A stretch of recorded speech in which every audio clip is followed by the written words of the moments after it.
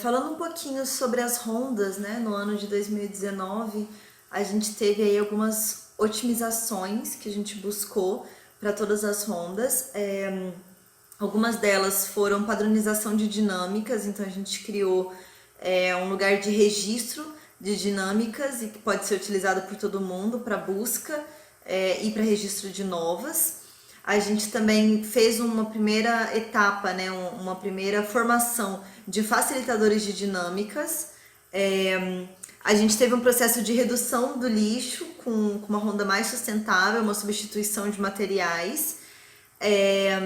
Criação de um processo para parcerias locais, para que isso possa ser tocado pelos núcleos dos bairros, e uma padronização da capacitação dos voluntários, com um vídeo de capacitação. E a gente teve aí uma expansão, né, de ronda, a ronda do Largo do Machado, que começou no final do ano, e também uma revisão na estrutura do RR e também dos jovens, em que a gente começou a atuar mais em rede, conheceu outras instituições, começou a investir mais nesse formato de atuação. Agora, falando um pouquinho sobre cada bairro, né? No bairro de Botafogo, a gente teve aí um desafio com a praça, que começou a ser fechada nesse ano, e a gente teve que se adaptar, tentando uma autorização, e quando ela não era possível, a gente atuando em outro lugar. É um ponto que ainda está em aberto para pós-pandemia. E é um bairro que, segundo a Amanda Ribeiro, que é a coordenadora de Botafogo, né? A Ronda de Botafogo é mágica. Parece que você entra num espaço-tempo que te tira da sua rotina e te faz abrir os olhos para muita coisa, tanto boa quanto ruim. É um encontro semanal de amigos e pessoas do bem. Então, seja aí com a energia das crianças, né, com as histórias do Léo, com as músicas do Jamaica, as artes do Luciano, ou tantas outras coisas que são vivenciadas ali, né, e que deixam essa ronda especial para quem participa. Ronda de Copacabana é uma ronda cheia, né? Uma ronda que tem uma grande movimentação aí de pessoas em situação de rua. Uma ronda que em 2019 investiu muito na redução do lixo, uma ronda verde. E é uma ronda que traz dinâmicas aí muito inovadoras, que sempre traz experiências legais pra gente poder trocar. A gente também teve algumas perdas, né, nesse ano, como a Beth e o Assir, que na verdade são atendidos tanto de Copacabana quanto do Leblon, e que vão ficar aí nas nossas saudades.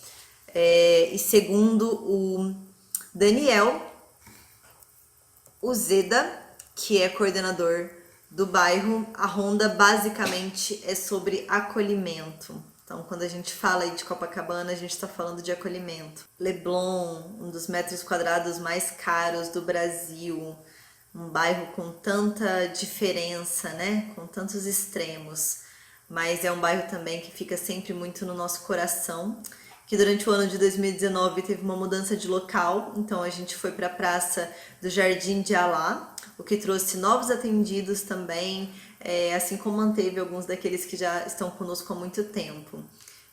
Além da perda, né, da Beth e do Assir, a gente também teve a perda da Thaís, e tivemos o nascimento do filho da Marcela. Essa ronda, ela toca todo mundo que participa, né? E segundo Rafael Albuquerque, que é o coordenador do Leblon, a ronda do Leblon tem voluntários engajados e que se importam e se organizam para entregar a melhor ronda possível, respeitando todas as regras do projeto. Ronda do Largo do Machado, nossa ronda mais nova, mais jovem aí do Ruas. Uma ronda que teve muitas dinâmicas para explicar o objetivo, que trouxe novos atendidos, um corpo novo aí de voluntários, de energia para a organização, e começaram suas dinâmicas em novembro. E trazendo aqui uma citação da Lígia Gonçalves, que é a coordenadora do Largo do Machado. Lembro de uma dinâmica que tinha a proposta de criar um ambiente saudável na ronda que teve muita participação de voluntários e atendidos. E, ao final da ronda, tivemos a sensação de que a Ronda do Largo havia nascido de verdade. Então é isso. O RR é uma sub-área dentro de operações que vai atuar com a população em situação de rua para além das rondas, para as demandas que são trazidas. O RR atua desde 2016, mas nesse ano de 2019 a gente foi percebendo alguns sinais de cansaço. Então, uma certa sobrecarga dos voluntários, assim como algumas metodologias com um índice muito baixo de sucesso. E aí a gente passou durante o ano por toda uma reestruturação para pensar como é que a gente poderia atuar com o RR de uma forma mais ativa e mais eficiente. Então a gente desenvolveu o PDI, que é um plano de desenvolvimento individual, que tem o objetivo de conquistar o sonho da pessoa em situação de rua. Então a gente transforma esse sonho em uma realidade alcançável, com prazos, com metas e com etapas. A gente começou com 7 pilotos no final do ano, com algumas dinâmicas falando sobre sonhos, uma capacitação dos voluntários também, né? E a partir desses pilotos, a gente foi acompanhando caso a caso. Hoje a gente tem um PDI que continua ativo, que é o PDI da Elsa, que ela tem o sonho de se tornar uma chefe de cozinha. E ela está aí fazendo o curso de gastronomia e a gente tem feito esse acompanhamento. Pós-pandemia, a gente pretende fazer mais algumas reestruturações nesse modelo do PDI e voltar a rodar com ele nas rondas. Quando a gente fala sobre população em situação de rua, não tem como a gente não falar sobre moradia, sobre direito à habitação. Por isso, Ruas vem trabalhando desde 2016 com políticas de habitação, notadamente com Housing First, né? O Habitação Primeiro, como a gente chama dentro da organização. Durante o ano de 2019, a gente manteve o nosso piloto. Hoje a gente continua apoiando, né, essa pessoa na parte de aluguel e ela já está concluindo seus estudos, já está com emprego de carteira assinada. Lembrando que o Housing First, né, essa metodologia, ela não tem prazo e a gente vai continuar apoiando ela por todo o período que ela necessitar. Então a gente segue com esse piloto e com perspectivas para 2020 para abrir mais algumas oportunidades. Na nossa atuação, eventualmente a gente faz campanhas quando temos algum tema que vai além do espaço das rondas. Nesse ano de 2019, a gente fez a campanha Cartas da Rua.